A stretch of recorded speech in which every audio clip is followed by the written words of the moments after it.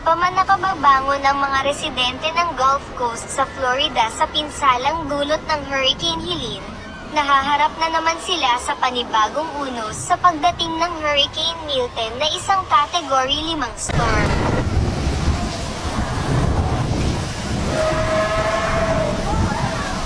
Sa ngayon ay tuloy-tuloy ang pagpapalikas sa mga taga-Florida kabilang na ang ilang Pinoy na nananatili pa rin sa kanilang mga bahay dahil sa banta ng malakas na bagyo.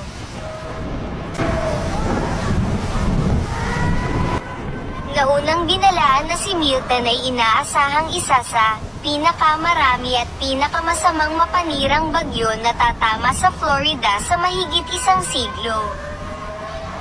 Dumating ang bagyo wala pang 2 linggo pagkatapos tumama ang Hurricane Helene sa rehiyon, na hindi dumanas ng direktang hurricane strike.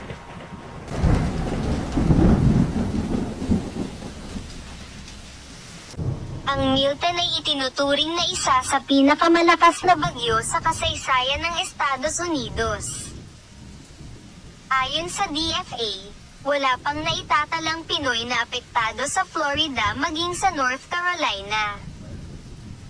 Sa kabila nito tuloy ang pakikipag-ugnayan ng DFA sa Embahada ng Pilipinas sa Washington DC na mahigpit na nakatutok sa sitwasyon upang matiyak ang seguridad at kaligtasan ng ating mga kababayan.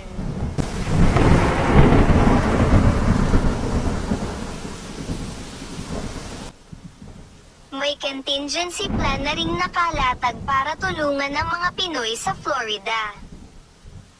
Batay umano sa pagtaya ng mga eksperto, maaaring lumikha ng daluyong si Milton na aabot sa 15 talampakan na kayang magpalubog sa mga bahay.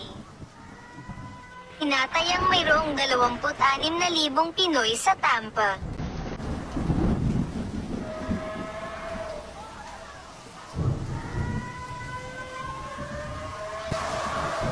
Grabe po rito ang hangin.